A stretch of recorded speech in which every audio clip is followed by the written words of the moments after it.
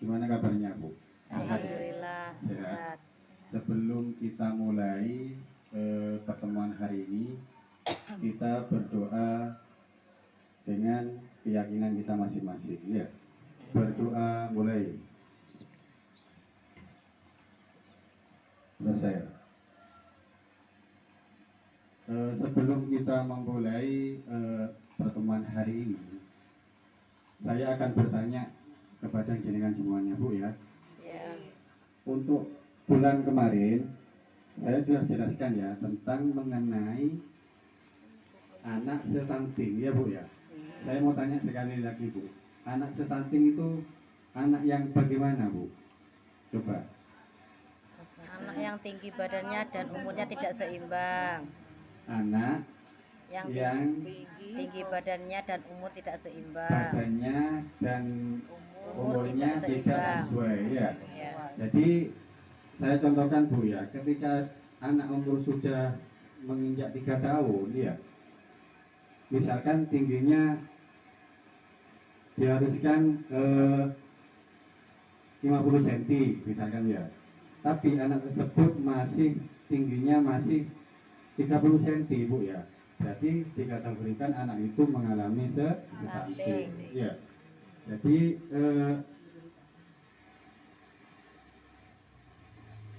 Jadi untuk hari ini Bu, saya akan menjelaskan bagaimana ketika anak ibu itu mengalami stunting. Jadi kemanakah kita harus melapor ya Bu? Kita melapor ataupun rujukannya kemana? Iya, seperti itu. Jadi banyak yang saya sampaikan di sini adalah jika ada anak stunting sekitar kita, maka konsultasi dengan lembaga yang dapat membantu kita untuk menangani anak stunting ya Bu ya. Jadi kadang kita bingung Bu ya, ketika ada anak kita yang stunting, kita kadang bingung kemana kita harus melaporkan ya. Padahal di sekitar kita banyak rujukan yang kita bisa pilih Bu ya. Yang pertama apa Bu? Yang pertama yang paling mudah kemana Bu? Ke puskesmas ya. Kita lapor ke puskesmas ya. Apalagi kalau jenengan sudah masuk program PKH ya, langsung aja jenengan laporkan ke pendamping PKH ya. Itu paham gitu ya.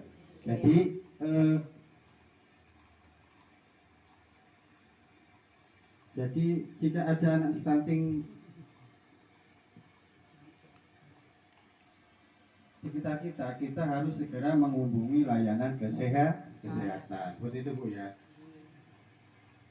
Misalkan puskesmas atau petugas dinas sosial ya Bu ya, seperti itu. Jadi biar anaknya jenengan ataupun keluarga jenengan ditangani dengan baik, seperti itu. Karena banyak faktor anak stunting itu Bu. Apa Bu? Karena apa Bu? Coba. Karena kekurangan gizi ya. Jadi yang terutama untuk menangani anak stunting itu Bu, 0 anak mulai lahir sampai 6 bulan. Iya. Harus diwajibkan ASI, iya, ASI inklusif dari ibunya, iya. Iya. Karena kenapa? Kalau tidak ASI dari ibunya, kebanyakan anak tidak memenuhi gizi yang cukup Bu. Iya. Seperti itu. Karena ASI ibu itu adalah ASI yang sangat sehat dari berbagai gizi. Seperti itu Bu ya. Terus untuk 6 bulan sampai 1 tahun, 1 tahun sampai 2 tahun ya, itu anak sudah kelihatan ya. Misalkan dari kita stimulasi anak tahu Bu, stimulasi anak itu adalah bagaimana kita apa ya, melihat anak itu normal apa enggak. Ya, misalkan anak umur 1 tahun wis bisa ngoceh-ngoceh Bu ya, bengok-bengok atau gimana ya. Jadi jenengan sudah tahu bahwa anak ini sudah normal apa enggak dalam umur 1 tahun sampai 2 tahun ya. Apalagi menginjak umur 2 tahun Bu ya, anak itu sudah harus bisa misalkan ngomong ya, ngomong meskipun sedikit harus bisa, seperti itu ya. Harus aktif dalam sehari-hari Bu ya. Ya, makanya nek anak nakal ojo di anu Bu, diseneni. Itu karena anak itu aktif. Kita harus alhamdulillah Bu ya. Aku kadang-kadang ono anak-anak nakal malah diseneni Bu. Sama seneng tak anak meneng ae nang omah ae. Iku malah bahaya Bu untuk sekarang. Iya. Karena anak itu nanti dikategorikan anak yang stunting Bu. Iya. Anak stunting. Ya, anak stunting itu banyak hal, bukan anak yang ukurannya tidak sesuai. Seperti itu Bu ya. Banyak hal. Terus untuk kembali yang tadi Bu ya. Jadi ketika Ibu ada anaknya Ibu, misalkan ada anaknya ataupun saudaranya yang tidak sesuai dengan tinggi badannya, kita harus melaporkan ke petugas kesehatan terdekat. Ya Bu ya, paham ya? Apalagi jenengan sudah mendapatkan PKH, kita harus segera melaporkan. Kita harus wajibkan ke posyandu. Karena kenapa? Posyandu itu sangat penting untuk melihat kondisi anak kita. Iya. Soalnya kita ketika datang kita ke posyandu ya, kita ditimbang berat badannya. Misalkan umur 3 bulan, bobotnya segini, seharusnya segini ya.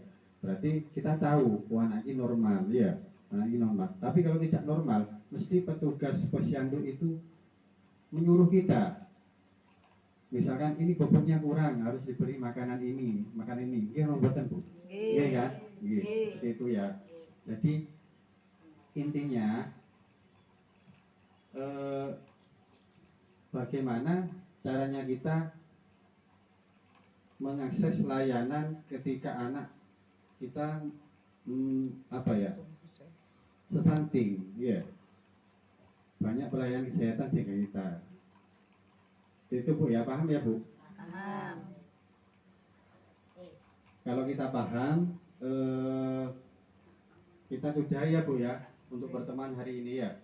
Jangan lupa saya kasih tugas bagaimana ketika kita menemui anak yang mengalami gangguan stunting, mengalami stunting Bu ya, seperti itu Bu ya. Jadi jenengan nanti saya beri contoh, ya, beri contoh layanan mana aja yang bisa dirujuk ya Bu ya, itu Bu ya. Mungkin itu aja untuk pertemuan hari ini Bu ya. Saya akhiri. Assalamualaikum warahmatullahi wabarakatuh. Waalaikumsalam warahmatullahi wabarakatuh.